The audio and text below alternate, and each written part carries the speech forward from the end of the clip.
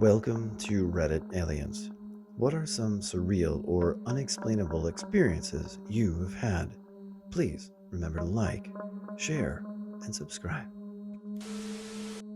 I guess there is some kind of explanation for this, but it's still something that stands out in my mind as just really weird. When I was in high school, the house I lived in had a bunch of book-lined shelves. One day I was perusing the shelves, and out of the corner of my eye I saw a $20 bill sitting on top of one of the books. It's hard to describe exactly. It was more like a super brief flash of a $20 bill. But when I turned my head and looked at the book straight on, there was no $20 bill sitting on top of it. I was convinced that I had seen the bill on it, but it was nowhere to be seen anywhere.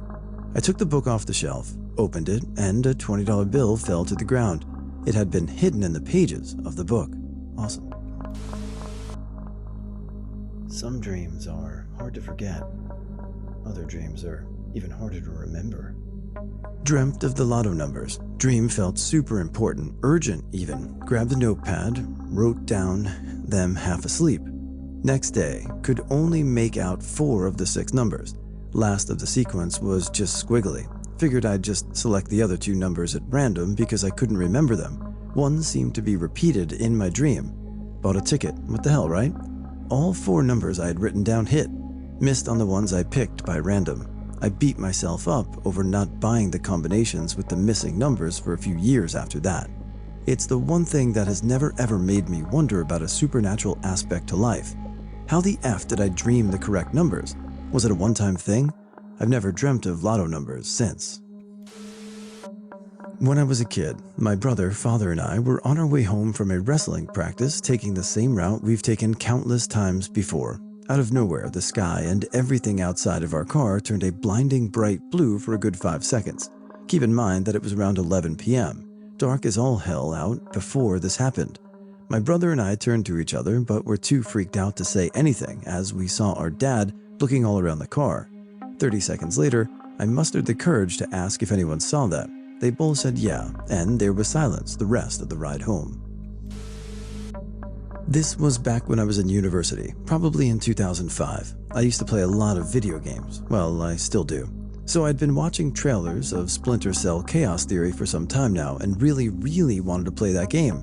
However, the place I used to live in, the games never came on the shelves on release date, always about 2 to 3 weeks or even a month later. I'd visited my local store a couple of times and they always told me that they weren't sure when it was going to be delivered to them. So that added up to my anxiousness to play the game. So one night I get to sleep, and some kind of weird dream started. All of it is pretty vague, but I'd been walking somewhere, and I see an opening in a wall or somewhere, and as I enter, I see some shelves, and then there's Splinter Cell Chaos Theory there. I feel happy, and at once the dream ends. I woke up fairly early. It was an off day, so I had no classes that day. I thought that the dream was weird as it felt a bit too real. You know, sometimes you dream about something, you wake up, and throughout the day you feel something's in the air. There's some weird feeling you get of all the events and pieces falling in all the right places. It's something unseen. You just feel it in the air, and all the events that happen on that particular day seem to align themselves to that feeling. So, the same day in the afternoon, I decided to go to the store, just for curiosity's sake, as to why I had this dream LOL. And as I entered the store, to my great surprise, there I saw a huge Splinter Cell Chaos Theory poster on the store's wall. Since I was a regular customer, the shopkeeper immediately picked up a copy and gave it to me with a huge grin on his face saying, "Here's your Splinter Cell, LOL." I bought the game, and as I'm on the way back home, I asked myself, did my dream just come true? This next story proves that things do have a funny way of working themselves out sometimes. I have to give a bit of backstory here. My grandmother had a mirror that I loved, and she promised me that it would be mine one day. When she passed away, my parents went to England to settle everything and pack up her stuff to ship to Canada. In the 5 to 6 months it took for everything to arrive, my parents' marriage ended, and it was all eventually delivered to my father. It was his mother's estate. Over the next several months, my father kept promising to get the mirror to me soon. 3 or 4 years passed, during which he went out of his way to avoid all contact with me. And I resigned myself to the fact that I was never going to see that mirror. One day, I was out with my mother at a place with an antique show going on, and we sat down to have a drink when she glanced over at one of the stalls and said, "Take a look at that mirror." A conversation with the dealer revealed that my father had sold a lot of his mother's stuff to him. It was my mirror, and I was able to buy it from him. Aside from the odds of us actually spotting the mirror at a random antique fair, it was my grandmother's birthday that day. I'm pretty cynical about most things, but that always makes me wonder if someone wasn't determined that I should finally get my mirror. I will never forget the time I woke up on top of my refrigerator. What?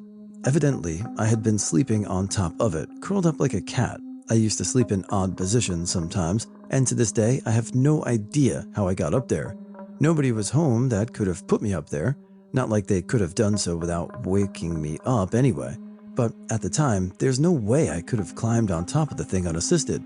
The only way I could have gotten up there would have been to climb on top of something like a chair, but there was nothing like that anywhere near the refrigerator. Obviously, there's no way I could have used a chair or a stool to get up there and then put it back while still up there. It's a mystery that will haunt me until the day I die. About 12 years ago, I was in a bad car crash. Every safety feature on the car failed. The airbags didn't deploy, the seatbelt tore out of the wall. Literally everything that was supposed to save my life failed. Turns out that if they had worked, I would have died or had permanent brain damage. The car spun. The seatbelts would have held me in place, and the airbag would have slammed my head into the window. Instead, I got a bruise on my ass where I hit the center console and landed in the back seat, otherwise unharmed. Obviously, this shouldn't be a deterrent from using a seatbelt. You're way better off putting it on. Just a bizarre scenario. I've had two such weird experiences in my life, and I honestly have no explanation for them, since normally I don't really believe in paranormal or supernatural things. However, I can't think of any rational explanations for these events. The first one happened when I was 11. Earlier that year, my mom had started getting her hair done by a lady that lived one town over from us. Her shop was attached to her home. She had a little girl who was the same age as me, so both times when my mom went to get her hair done by this woman, I played with her daughter. She was a nice, friendly kid, but since we only met twice and didn't go to the same elementary school, I'd say we were more acquaintances than friends. That summer, I had a terrible nightmare. In the nightmare, I was standing on my front porch, and the little girl, I'll call her Mary, was standing at the end of my driveway. Then she began to move towards me, but she was moving funny. A really slow, lurching movement is the best way I can describe it. As she got closer, to my terror, I saw that she didn't look right. Her head was caved in on one side and kind of swollen on the other, and she had these dark, streaky bruises down the side of her face. Weirdly, while having this dream, I was perfectly aware that I was dreaming. I wanted the dream to stop, but I couldn't seem to wake myself up. Anyways, she continued to get closer to me in the dream until she got to the porch and reached for my hand. That's when I woke up screaming. My mom rushed in and I was crying, and I told her about the dream. She assured me it was just a nightmare and asked me if I'd been reading scary books, and eventually I calmed down and went back to sleep. 2 weeks later, this little girl was hit by a tractor trailer while riding her bike. She sustained a massive head injury and died. When my mom saw it in the newspaper, she made this loud, startled sound, and then she just stared at me for a really long time. She told me what had happened and let me read the article in the paper about it. Then she told me I could never, ever tell anyone about my dream. I felt horrible. I actually became somewhat convinced that I had made it happen somehow. I don't believe that any longer, of course, but still, I have no explanation for that dream.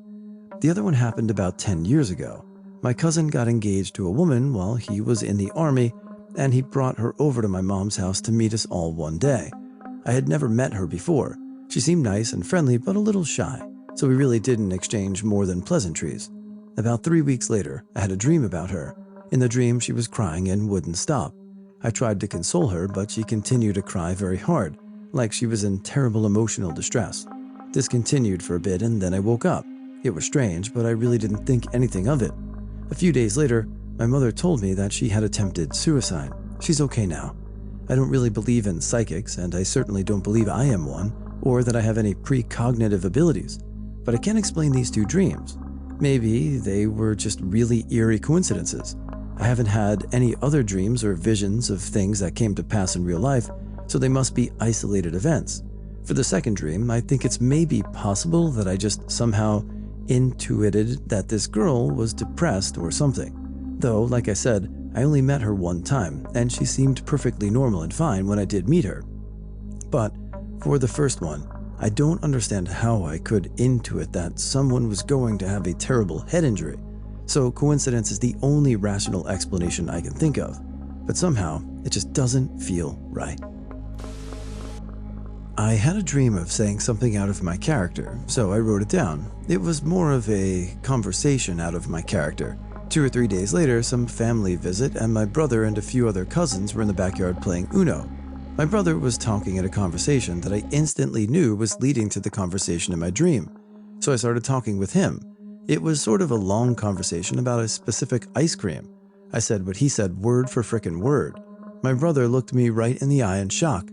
I'm in even more shock at this point. We both started laughing and we just brushed it off, and I decided after this to guess the cards he was holding as a joke, but I guessed 5 out of the 6 cards. I'm a frickin' magic man. I remember being outside, playing at school, and it was windy. We had some kind of structure, but I can't remember what it was. It might have been the electric box room. It was locked and just bricks and concrete on top. But I remember being legit picked up by the wind and landing on top of it. I swear to God, I can remember it so vividly. No one's seen it though, and it just sounds like total BS, so I didn't tell anyone. But it was really crazy but awesome at the same time in my 8-year-old mind.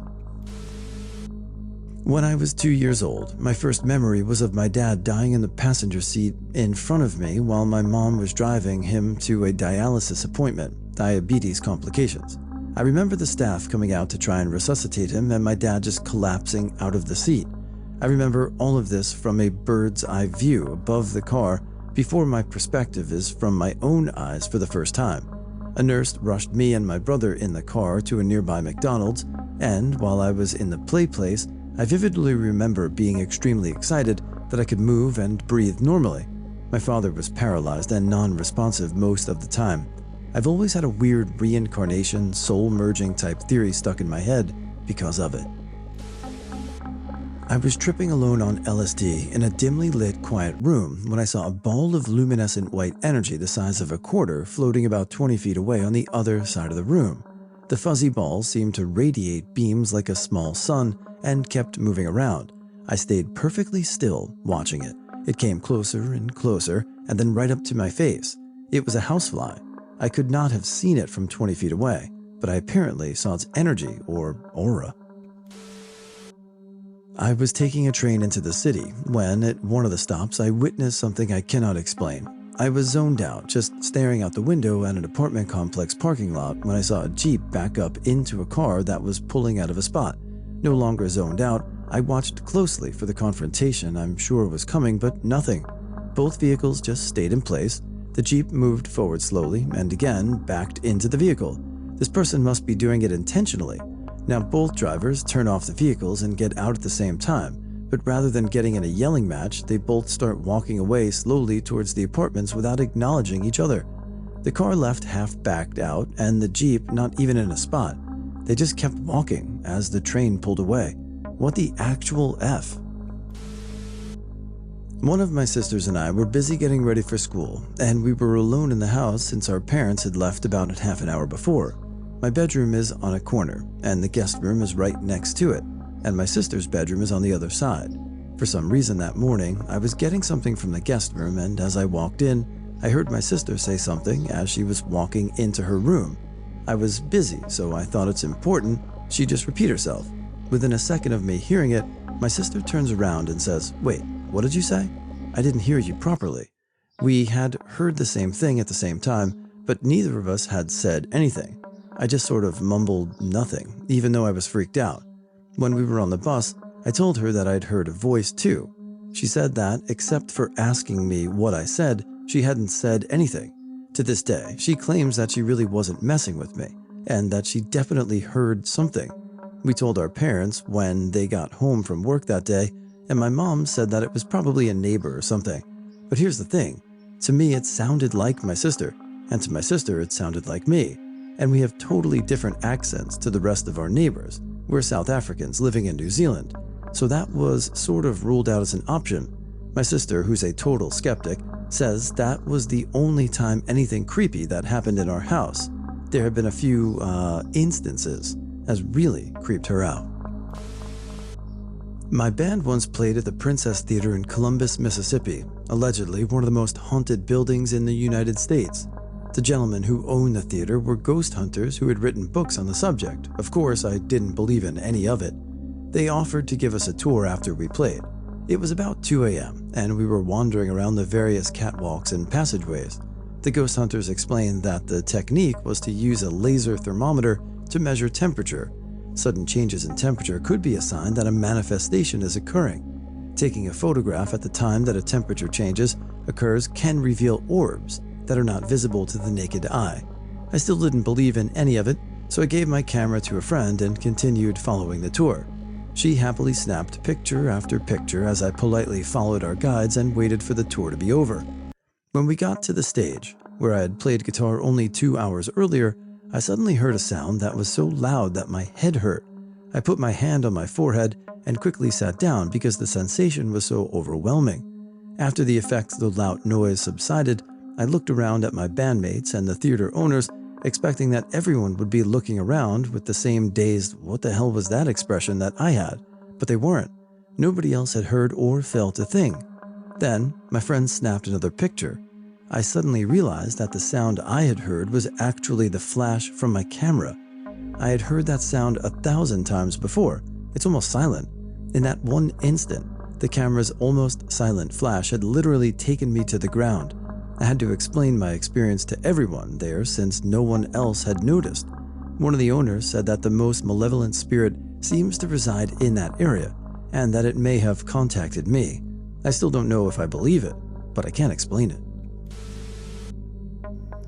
I don't know about you, but that sounds like high-quality television to me. I was tripping on LSD at a music festival a few summers ago, and it turned out it was stronger than I was led to believe. I made my boyfriend take me back to our tent so I could center myself away from the crowd and started laughing hysterically. And the next thing I knew, I was watching a TV sitcom like Full House intro, only it was my 3 cats. Awkward smile to the camera and all. Turns out the episode was my cat Eugene's funeral, and everyone was crying, and I had a weird sense of acceptance she had passed despite her being just 2 years old. My eldest cat put her paw around my shoulder, and I woke up on the ground back at the festival with my boyfriend asking if I was okay. Turns out I passed out for 30 seconds. 2 days later, I got home to find my cat Eugene had been struck by a car while I was away.